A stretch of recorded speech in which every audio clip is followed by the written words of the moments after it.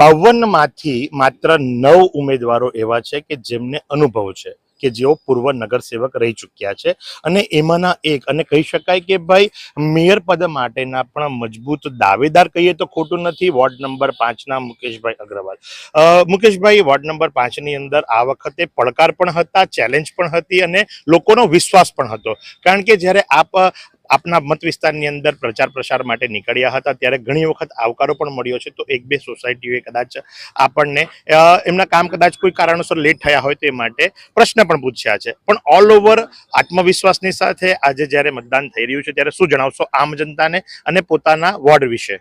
વોર્ડમાં 100% તમારી વાત છે કે કોઈક બજેટના લીધે કોઈ વાર કામ કંઈક અટકાયા હોય અને કોઈ કામ થયેલા હતા અને નવું જ્યારે પાઇપલાઇન ને બધું કામ ચાલુ થયું એટલે થોડું ડિસ્ટર્બ થયું, એટલે થોડું ઘણી જગ્યાએ વિસ્તારમાં એક બે વિસ્તારમાં લોકોની ચિંતા હતી કે ભાઈ અમારું કામ 6 મહિના 4 મહિનાથી લટકેલું છે. પણ ભારતીય જનતા પાર્ટી પર એમનો અભિગમ એવો હતો કે ભાઈ અમારો ભારતીય જનતા પાર્ટી પર 100% એટલો જ વિશ્વાસ છે, બસ તમે અમારું કામ જે અટક્યું છે ને જે પાછું કરવાના ચક્કરમાં પાછું બગડ્યું છે તેને સુધારજો, એટલી જ એ લોકોની રજૂઆત હતી ને એટલો જ એ લોકોનો હોબાળો હતો. ચોક્કસથી વોર્ડ નંબર 5 જે ખરો એની અંદર ગટર સુવિધા નહોતી, એટલે ડ્રેનેજ સુવેજી સિસ્ટમ નહોતી, એ નાખવાના હોય, JUDCના કામો હોય અને જેના કારણે લઈને કામો ચાલતા હોય. વિકાસના કામો એક દિવસમાં નથી થતા, એ વાત 100% સાચી છે. પણ આજે આત્મવિશ્વાસ કેવો છે ને શું સંદેશો આપશો લોકોને?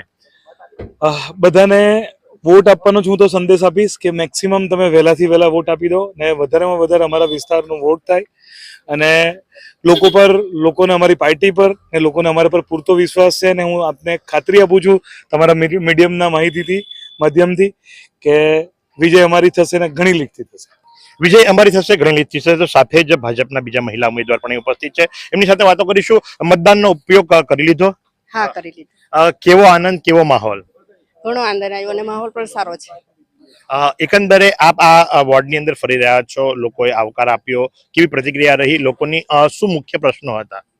લોકોના મુખ્ય પ્રશ્નો હતા કે થોડા કામ થયા છે અને થોડા બાકી છે, તો તે પૂરી કરવાના અમે પ્રયત્ન કરીશું 4 ઉમેદવાર થઈને. સાથે જ 28 તારીખની કેવી તૈયારી ચાલી રહી છે? કારણ કે આજનો દિવસ તો પૂર્ણ થવાને આવી ગયો. 28 તારીખની તૈયારી કેવી છે? 28 તારીખની તૈયારી અમારી પૂરજોશમાં છે.